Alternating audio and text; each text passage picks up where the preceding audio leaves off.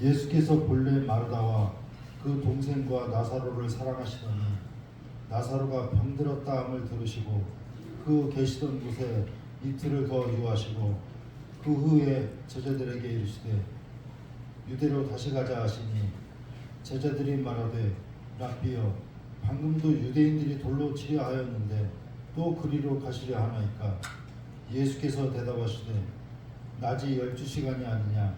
사람이 낮에 다니면 이 세상의 빛을 보므로 실족하지 아니하고 밤에 다니면 빛이 그 사람 안에 없는 고로 실족하느니라.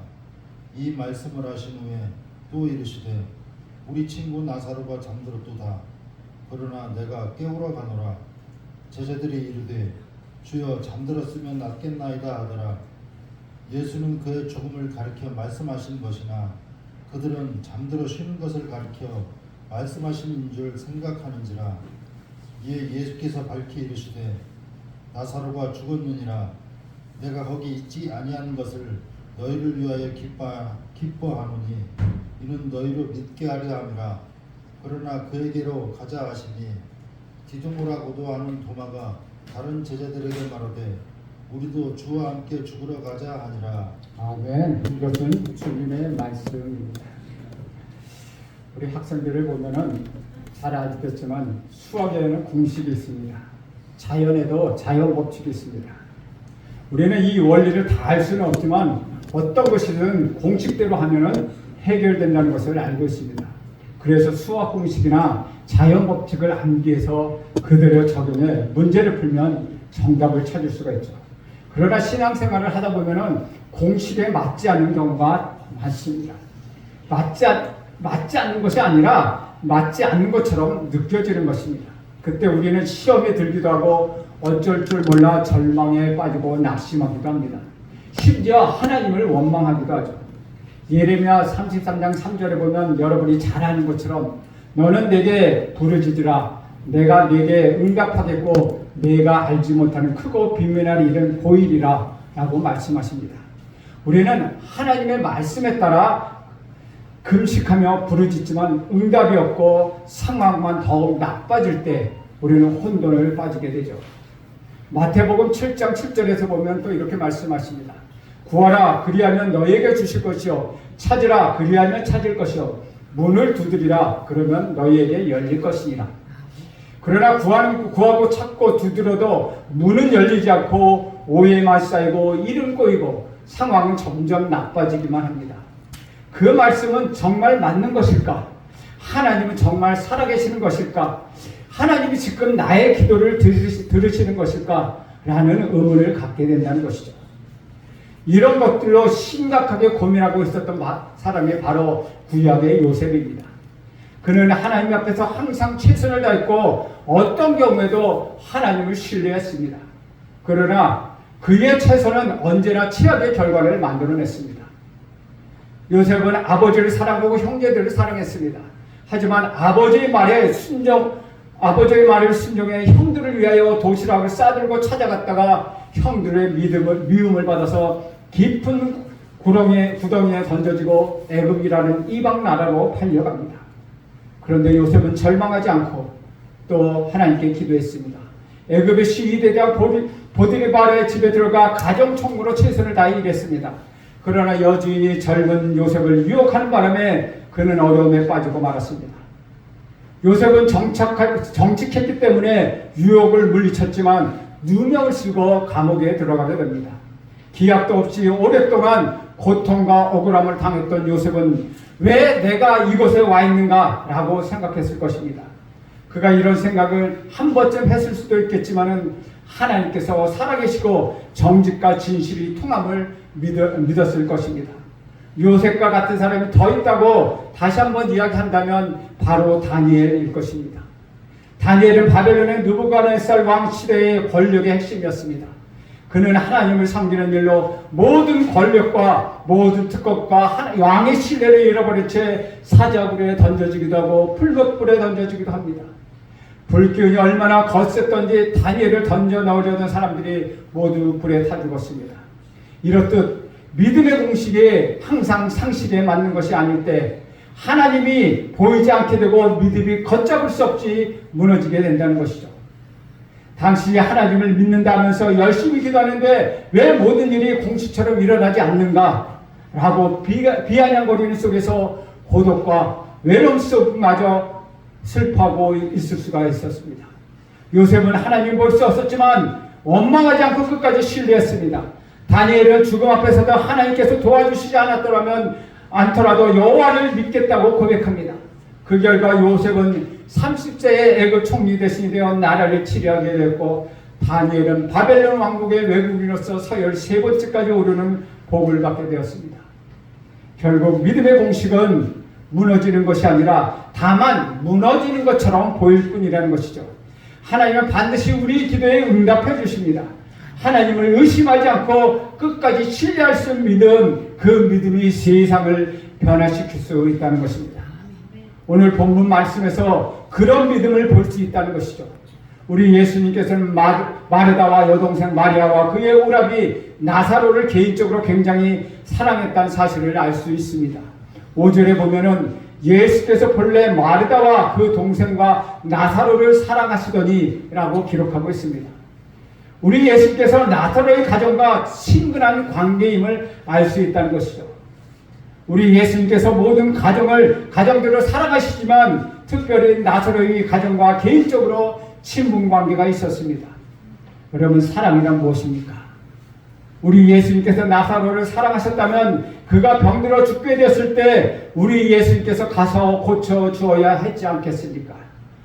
마르다와 마리아가 나사로가 죽을 적에 이르자 우리 예수께 전가를 보냈습니다. 주님 보십시오. 당신이 사랑하는 나사로가 지금 병들어 죽게 되었습니다. 라는 내용입니다.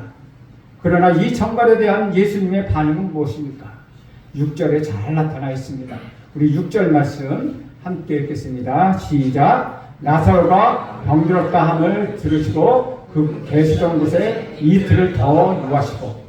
우리 예수님께서는 나사로의 소식을 들으시고 배단에 가지 않고 이틀 동안이나 계셨던 곳에 더 머물러 있었다는 것입니다. 그렇다면 우리 예수님과 나사로 사이의 거리가 그렇게 먼 거리였을까요? 과연 이것이 예수님이 사랑이라면 우리를 돌보시는 방법일까요? 5절과 6절 사이의 갈등은 3가지가 있습니다. 첫째는 시간표 때문이었다는 것이죠. 예수님께서 생각하시는 시간과 마르다와 그리고 나사로가 생각하는 시간은 달랐다는 것입니다. 우리는 지금 당장 이 시간에 주님이 찾아와 주셨으면 그렇게 기도합니다. 그리고 기도도 응답받기를 간절히 원합니다. 그것은 나의 시간에 의한 것이기 때문입니다. 시간에는 하나님의 시간과 인간의 것 두 종류가 있습니다. 그러나 인간은 항상 나의 시간을 중심으로 모든 것을 생각한다는 것이죠. 나의 시간에 맞춰 하나님께 기도에 응답해 주시기를 간절히 간구합니다. 내가 지금 급하니까 하나님께서 지금 당장 이곳에 찾아오셔서 이러이러한 방법으로 저에게 응답해 주십시오 라고 요청합니다.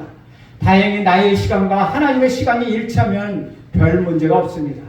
그러나 하나님의 시간과 하나님의 방법은 나의 시간과 나의 방법과는 전혀 다르고 차이가 있다는 것입니다. 이때 우리는 혼돈에 빠지기 시작합니다. 가나의 혼인잔치에 포도주가 떨어졌습니다. 예수님의 어머니 마리아가 예수여 포도주가 떨어졌나이다고 말했습니다. 그때 예수님께서는 뭐라고 대답하십니까? 여자요, 나와 무슨 상관이 있습니까? 나의 때가 아직 이르지 않았습니다 라고 대답하십니다. 인간의 때와 하나님의 때는 다르다는 것입니다. 하나님께서 하나님의 때에 움직이신다는 것입니다. 그분은 늦게 오시는 법도 일찍 오시는 법도 없이 항상 정확하게 우리에게 오십니다. 지금 기도 응답이 이루어지지 않는 이유는 아직도 하나님과 해결해야 할 문제가 우리에게 남아있다는 증거입니다. 그 문제를 덮어놓고서는 하나님께서 결코 우리에게 역사하시지는 않는다는 것입니다. 그것은 축복이 아니기 때문입니다. 우리는 때를 기억해야 합니다. 신앙의 공식이 맞지 않을 때 하나님의 시간과 나의 시간이 다르다는 것, 그것을 기억해야 한다는 것이죠. 왜 하나님은 우리가 생각하는 때에 오시지 않는가? 라는 질문은 매우 중요한 영적 원리가 있습니다. 그것은 기다림이라는 비밀을 가르쳐주기 위함이라는 것이죠. 이것이 바로 두 번째 이유입니다. 기다림은 다른 말로 하면 인내입니다. 믿음은 곧 기다림입니다. 기다릴 줄 모르는 사람은 믿음이 없는 것입니다. 정말 하나님과 말씀을 믿는다면 현재 외관에 소도 없고 포도나무에 열매가 없고 밭에 소출이 없다 하더라도 기다려야 한다는 것입니다. 기다림을 통과하지 않는 믿음은 가짜 믿음입니다. 믿음의 사람도 기다림입니다. 믿음도 사랑도 기다림입니다. 정말 사랑한다면 기다릴 줄 알아야 한다는 것이죠. 가장 위대한 스승은 기다려줄 줄을 아는 사람입니다. 제자가 마음에 들지 않아도 기다리는 것입니다. 부모는 자식이 마음에 들지 않지만 사랑하기 때문에 기다려줍니다. 희망이란 궁극적으로 아직 오지 않은 것을 말하고 있습니다. 곧 앞으로 올 것을 말하는 것, 그것이 희망이라는 것입니다. 올 것을 믿고 기다리는 것이 희망입니다. 우리 신앙생활에서 성취와 응답만큼 중요한 축복, 기다림의 축복이라는 것이죠. 그럼에도 불구하고 많은 사람은 응답이 없기 때문에 조급하게 믿음을 버리고 사랑을 깨며 희망의 문을 닫아버리고 맙니다. 기다림을 포기했기 때문입니다. 야고보서 1장 2절에서 4절에 이렇게 이야기합니다. 형제들아, 너희가 여러 가지 시험을 당하거든 온전히 기쁘게 여기라. 이는 너희 믿음의 시련이 인내를 만들어내는 줄 너희가 알리라. 인내를 온전히 이루라. 이는 너희로 온전하고 구비하여 조금도 부족함이 없게 하려 함이라. 시련과 고통이란 곧 기다림을 가리키는 것입니다. 하나님께서 몇천 년 동안 인간을 기다렸습니다. 우리 예수님은 여러분을 만나기 위하여 2000년을 기다리셨다는 것입니다. 기다림은 믿음의 클라이막스입니다. 우리 예수님께서 십자가에 돌아가셨을 때 얼마나 외롭고 고독했을까요? 하나님께서 시켜서서 한 일이지만은 해가 빛을 잃고 지진이 일어나며 창에 허리를 상해 죽게 되었을 때 그의 마음이 얼마나 흔들렸겠습니까? 이것이 바로 십자가라는 것입니다. 이사야서 30장 18절에 보면 그러나 여호와께서 기다리시다니 이는 너희에게 은혜를 베풀려 하심이라. 일어나시리니 이는 너희를 긍휼히 여기려 하심이라. 대저 여호와는 공의의 하나님이시라. 무릇 그를 기다리는 자는 복이 있도다 라고 말씀하십니다. 하나님을 믿고 기다리는 자에게 복을 주신다는 것입니다. 진정한 믿음과 사랑은 기다릴 줄 아는 것이고 희망은 기다림의 기술이라는 것이죠. 세 번째는 참된 사랑과 구원과 기쁨을 주기 위함이라는 것이죠. 하나님께서 우리에게 주시는 기쁨은 피상적이거나 순간적인 것이 아니라 완전한 것이라는 것이죠. 하나님께서 우리에게 주시는 구원은 일시적인 것이 아니라 영원한 것입니다. 오늘 본문 말씀에 보면 우리 예수님께서 나사로가 죽기까지 기다리셨습니다. 예수께서 병든 나사로를 살리려고 한 것이 아니라 죽은 나사로를 부활시키려 하셨기 때문입니다. 구원과 사랑과 기쁨 등을 경험하게 하시려고 나사로가 죽기까지 기다리셨던 것입니다. 그래서 7절 말씀에 예수님은 이런 연유를 가지고 있습니다. 그 후에 제자들에게 이르되 유대로 다시 가자 하니라. 제자들은 예수님의 뜻을 잘 파악하지 못했습니다. 그래서 8절같이 대답합니다. 제자들이 말하되 라삐여, 방금도 유대인들이 돌로 치려 하였는데 또 그리로 가시려 하나이까. 예수께서 제자들의 질문에 다음과 같은 영적 교훈을 주십니다. 9절과 10절 말씀 우리 함께 읽습니다. 시작. 예수께서 대답하시되 낮이 12시간이 아니냐. 사람이 낮에 다니면 이 세상의 빛을 보므로 실족하지 아니하고 밤에 다니면 빛이 그 사람 안에 없는 거로 실족하느니라. 낮과 밤에 관한 이야기였습니다. 지난번에 예수님께서 이렇게 말씀하십니다. 지금은 아침이 일을 할 때이다. 밤이면 일하지 못한다. 인생이 일할 날이 그리 많지 않다. 너희는 늙어 죽게 된다. 그때는 일하고 싶어도 할 수 없다. 지금 일하라. 낮이고 해가 있으니 일할 때다. 고민하고 방황할 시간 없다. 지금은 고민할 때가 아니라 일할 때이다. 이 말씀 후에 우리 주님께서는 기가 막힌 말씀을 하십니다. 11절 말씀도 함께 읽겠습니다. 시작. 이 말씀을 하신 후에 또 이르시되 우리 친구 나사로가 잠들었도다. 그러나 내가 깨우러 가노라. 예수께서는 결코 나사로를 잊지 않으셨다는 것입니다. 우리 예수께서는 이틀 동안 더 유하시고 유대로 가셨으므로 나사로를 포기하신 것처럼 보입니다. 여기서 하나는 하나님께서 우리를 잊으신다는 것을 잊으시지 않는다는 것을 알 수 있습니다. 하나님께서 우리 기도를 버리시지 않습니다. 단지 응답의 시간이 우리와 맞지 않을 뿐이라는 것이죠. 인간의 모든 것을 아시는 하나님께서 우리 고독과 눈물과 고통 안에서 더욱 괴로워한다는 것입니다. 둘은 우리는 예수님의 친구라는 것입니다. 우리 예수님께서 나사로를 가르쳐 친구라고 말씀하십니다. 예수님께서 우리를 얼마나 귀히 생각하시고 높이 생각하시는지 모릅니다. 셋은 예수님은 죽음을 잠자는 것으로 해석하셨습니다. 그리스도 안에 있는 사람에게는 죽음이 없다는 것이죠. 죽음은 잠시 잠자는 것입니다. 잠이 들었다는 것은 다시 깨어날 수 있다는 의미입니다. 그러나 죽음은 끝을 의미합니다.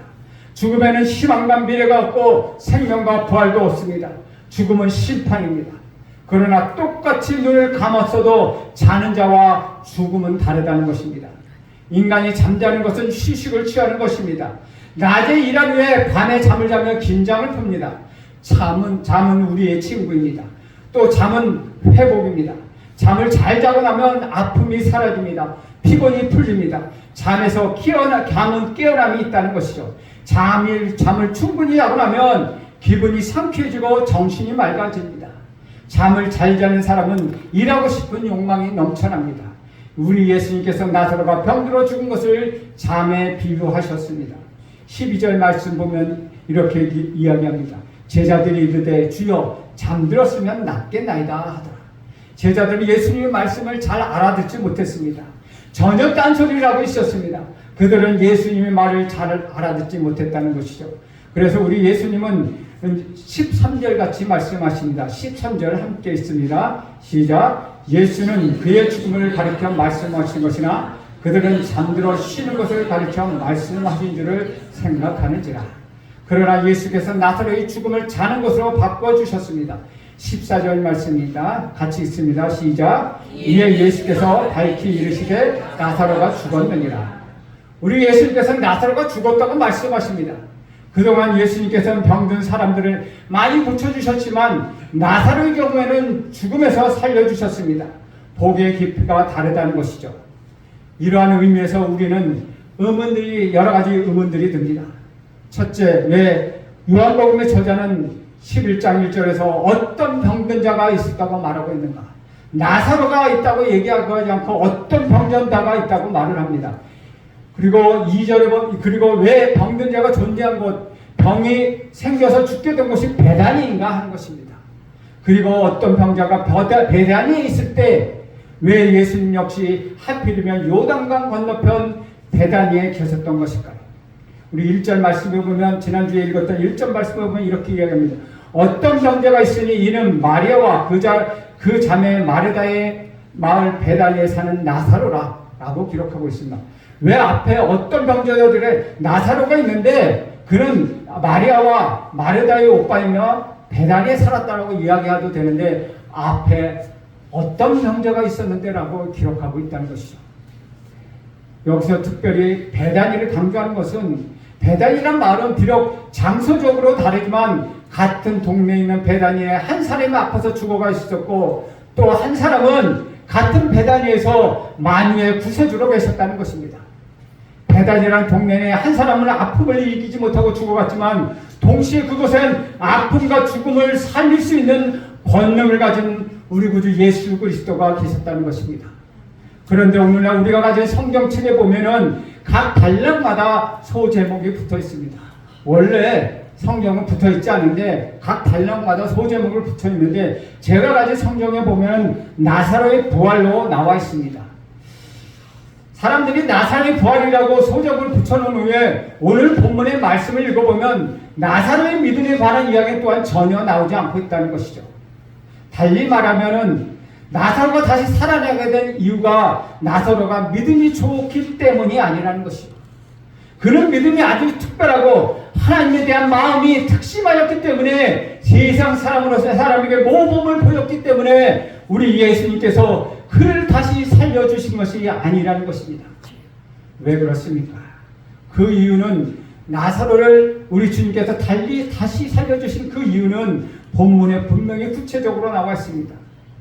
그 구체적인 이유를 한 가지 찾아본다면 그것은 다름 아닌 우리 예수님이 나사로를 사랑했다는 것입니다. 나사로가 예수님을 사랑한 것이 아니라 예수님을 나를 사랑하셨기 때문에 나사로가 다시 살아날 수 있다는 이야기였다는 것이죠. 그렇기 때문에 오늘 본문에 있는 우리들로 하여금 이 말씀의 이 말씀을 다시 해석하고 이해하고 은혜를 사모하기 위하여 우리 주님께 초점을 맞추어 읽어가라고 말씀하고 있는 것입니다. 예수께서 나사로가 아프셨다는 이야기를 들으셨을 때 우리 예수님은 어디에 계셨습니까? 우리 예수님 같은 동네인 베다니에 계셨다는 것입니다. 나사로가 있었던 베다니가 아니지만은 같은 마을 베다니에 계셨다는 것이죠. 다시 말하면 우리가 아플 때 우리 주님은 같은 장소이지만은 재성이 혹은 이 웅포면 안에 계셨다는 것입니다. 그러니까 나사로의 아픈 죽음에 이르는 현장에는 예수님이 그곳에 계시지는 않았다는 것이죠. 이것은 본문을 이해하는데 아주 중요한 포인트라는 것입니다. 우리 예수님 나사로의 사건의 현장에 없었습니다. 예수님은 어떤 아픈 사람이 있었는데 그것에 함께하지 못했다는 것입니다. 예수님께서 지금 우리가 죽어가는 이 삶의 현장에 우리가 없다는 것입니다. 없기 때문에 사람들은 그래서 풍년이 섞인 넋두리를 한다는 것이죠. 예수님이 함께 계셨더라면 사람들은 마음이 아프고 힘들 때 사랑하는 사람이 옆에 있어주기를 간절히 바랍니다. 마찬가지로 예수님은 자기가 사랑하는 나사로가 아프다는 소식을 듣고 그 사람 옆에 가 있어주고 싶은 것 인지상정이었을 것입니다. 그런데 예수님은 그곳에 없었습니다. 아니 그곳으로 가지 않으셨습니다. 그것도 몰라서 그곳이 어딘지 몰라서 그곳에 없었던 것은 아닙니다. 알면서도 그곳에 가지 않으셨습니다. 이것은 다르게 말하면 오늘 여러분이 아프다고 해서 그래서 죽어간다 할지라도 여러분 옆에 예수님은 오시지 않는다는 것입니다. 오늘 여러분이 망연자실하게 되는 사건을 경험한다 해도 분명 우리 주님은 그곳에 계시지 않을 것입니다. 왜 그렇습니까? 여기서 우리는 생각해야 합니다. 아주 꼼꼼하게 생각해야 합니다. 왜 그렇게 했을까? 왜 사랑하는 나사로에게 달려가지 않았을까? 사실 이 문제의 해답은 예수님이 본인 직접 말씀하십니다. 15절 말씀해 보면 내가 거기 있지 아니한 것을 너희를 위하여 기뻐한다. 왜냐하면 나는 너희로 나를 믿게 하려 함이라 라고 말씀하고 있습니다. 말하자면 너희가 아플 때 그것에 너희들과 함께 하지 않은 이유는 너희의 인생의 주가 되시며 너희 인생의 참된 구원자가 되는 나를 향한 믿음이 생기게 하시고 그 믿음을 여전히 가지고 나가기를 소망하기 때문에 우리 예수님이 그곳에 함께 하지 않으셨다는 것입니다. 예수님은 육안으로 보이는 형태로 나사로와 함께 하지 않으셨습니다. 그러나 그럼에도 불구하고 육안으로 보이지 않는 형태이지만 내가 여전히 나사로와 함께 한다는 믿음을 갖도록 하기 위함이었다는 것이죠. 이것은 사도 요한이 베단이라는 단어로 증명하고 있다는 것입니다. 나사로가 베단에서 아파 죽어갈 때 사실 우리 예수님도 베단에 계셨습니다. 베단이란 하나님의 부재를 경험하는 곳입니다. 두 사람에게 하나님의 부재가 경험했던 곳이었다는 것이죠. 십자가의 죽음으로 버림받았다는 예수님, 아버지 하나님은 분명 아들을 사랑했지만 그를 모른 척 했다는 것입니다. 아들이 채찍에 맞고 십자가에 죽어 아파했을 때, 그렇게 죽어갈 때 아버지 하나님은 아들 옆에 없었다는 것입니다. 우리 하나님은 침묵하시고 부재하시고 모른 척 하셨지만 그 자리에 그분은 영으로 함께 계셨다는 것이죠. 그분은 아들의 죽음에 있었다는 것입니다. 그래서 아들을 부활시킬 수 있었다는 것입니다. 아들은 알았습니다. 십자가에 죽어갈 때 아들 예수께서는 하나님 아버지를 믿는 믿음이 있었다는 것이죠. 비록 내가 여기서 십자가 안에 죽지만 반드시 부활시키실 것을 아버지께서 분명히 다시 살리실 것을 믿었다는 것입니다. 마찬가지로 나사로의 죽음 가운데 우리 구주 예수께서는 육으로 보이지 않으셨지만 아버지 하나님이 나를 살리실 거라는 믿음, 그 믿음처럼 나사로로 하여금 그의 가족으로 하여금 그런 믿음을 갖기를 원하셨기 때문에 나사로에게 찾아가지 않으셨다는 것이죠. 그래서 예수님 말씀하십니다. 그 자리에 없었던 것은 비록 눈에 보이지 않지만 그 자리에 여전히 내가 함께 하고 있다는 사실, 그 그 사실을 믿는 믿음이 생기도록 하기 위함이었다는 것이요. 사랑하는 여러분, 여러분이 힘들어하는 삶 가운데 그래서 여러분이 나와 함께 하지 않는 것 같다고 말하고 싶은 그런 상황에도 여러분 예수님은 분명히 여러분과 함께 하신다는 사실, 그 사실을 여러분 믿으십니까?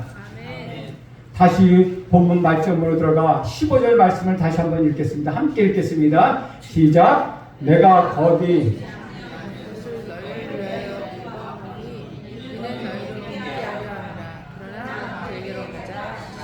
이 말씀은 왜 내가 거기에 있지 않은가? 왜 하나님께서 우리의 기도를 즉각 응답하시지 않느냐라는 의미입니다. 하나님께서 이 시간을 계산하시고 하나님의 축복은 이등품이 아니라 특산품, 특상품이라는 것을 말씀하시고 있다는 것이죠.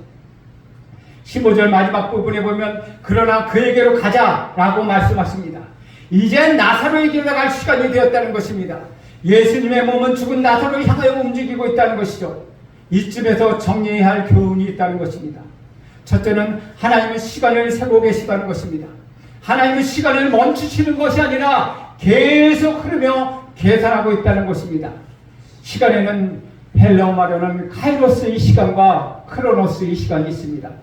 카이로스의 시간은 그냥 흘러가는 시간, 하루, 이틀, 사흘, 나흘 일반 사람에게 다 주어지는 그런 시간을 말하고 있습니다.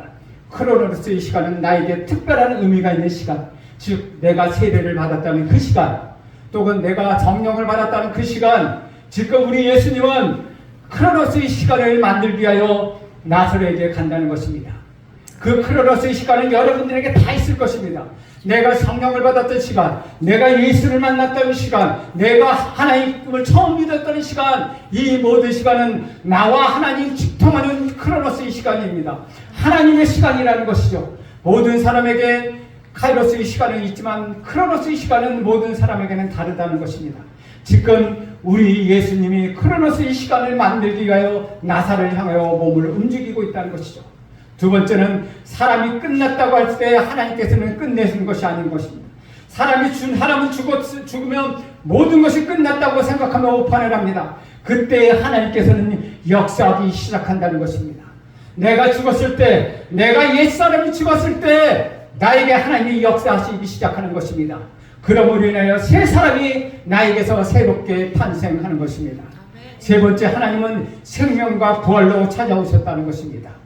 우리 16절 말씀 함께 읽겠습니다. 시작. 디드모라고도 하는 도마가 다른 제자들에게 말하되 우리도 주와 함께 죽으러 가자 하니라. 잠꼬대 같은 이야기입니다. 여기 디드모라는 뜻은 헬라어로 쌍둥이라는 뜻입니다. 두 가지 해석이 있습니다. 도마가 쌍둥이였다라는 해석도 있고, 디드모라는 별명을 가진 것은 도마가 예수님처럼 똑같이 그렇게 본을 받고 행동을 했다, 예수님을 닮아가는 사람이라고 해서 별명으로 붙여진 것이라고 해석하는 사람이 있습니다. 어쨌든 디드모는 오늘 잠꼬대 같은 소리를 한다는 것이죠. 언뜻 보면 굉장히 믿음이 있는 것처럼 보입니다. 그러나 열정은 믿음이 아니라는 것이죠. 16절에도 도마는 우리도 함께 죽으러 가자, 죽자, 그까짓 거 죽어보자 라고 마음에 빛이 없으며 믿음의 생활을 하는 사람은 그냥 죽습니다. 용기가 좋아 보이고 믿음이 좋아져 보지만 그것은 믿음이 아니라는 것입니다. 사람은 그냥 오기로 죽고 죽음으로 끝을 냅니다. 다시 말하면 마음에 빛이 있는 사람은 부활을 믿는 믿음이 있다는 것입니다. 그러므로 우리 제자들이 해야 할 일은 오늘도 주님과 함께 나사로를 부활시키는 이 현장에 가서 목격해보자 라고 말하는 것입니다. 우리 주님께서 역사된 현장을 보러 가자는 것입니다. 이것이 우리 교회입니다. 우리는 작은 교회지만 이것의 부활의 현장을 목격하기를 저는 간절히 원합니다. 우리 교회가 하나님 우리나라 방방곡과 세계 곳곳으로 뻗어나기를 간절히 소원합니다. 그것에 부활의 현장이 있기를 원합니다. 부활하신 주님께서 어떻게 역사하시는지 우리는 좀 더 넓은 세상에 나가서 그 부활의 현장을 목격해야 하는 것입니다. 그러나 제자들은 예수님과 함께 죽으러 가자면 뚝단지 같은 소리를 한다는 것이죠. 여러분, 참된 믿음의 소리를 우리는 내야 한다는 것입니다. 우리 주님께서 여러분과 함께 계십니다. 나사로는 일어납니다. 기적은 일어납니다. 여러분의 인생에도 기적은 일어날 것입니다. 이제 여러분의 기쁨과 여러분의 슬픔과 불안과 불신앙은 떠나갔습니다. 오직 여러분에게 생명과 소망과 죽음을 다시 살리는 부활의 믿음이 있을 것입니다. 여러분의 믿음은 더 이상 흔들지 않을 것입니다. 하나님의 역사를 믿음의 현장으로 믿음의 눈으로 바라보게 될 것입니다. 하나님의 때를 바라보면 여러분은 승리하는 인생이 될 것입니다. 여러분은 육으로는 여러분 눈에 보이지 않지만 영으로 계시는 우리 하나님, 우리 부활의 예수님이 여러분과 함께 계실 것입니다. 그래서 여러분은 승리의 삶을 살아가게 될 것입니다. 기도하겠습니다. 사랑과 은혜가 충만하신 아버지 하나님, 오늘 살아갈 때 주님을 온전히 기다리게 하는 말씀을 허락하여 주옵소서. 주님, 우리의 슬픔과 아픔을 생명과 소망으로 바꾸시는 분을 믿게 하여 주시옵소서. 우리 주님을 향한 이런 믿음이 흔들리지 않게 하옵소서. 주님 오시는 그날까지 우리 믿음을 지키게 하옵소서. 우리 구주 예수 그리스도의 이름으로 기도하옵나이다. 아멘. 찬송가 5장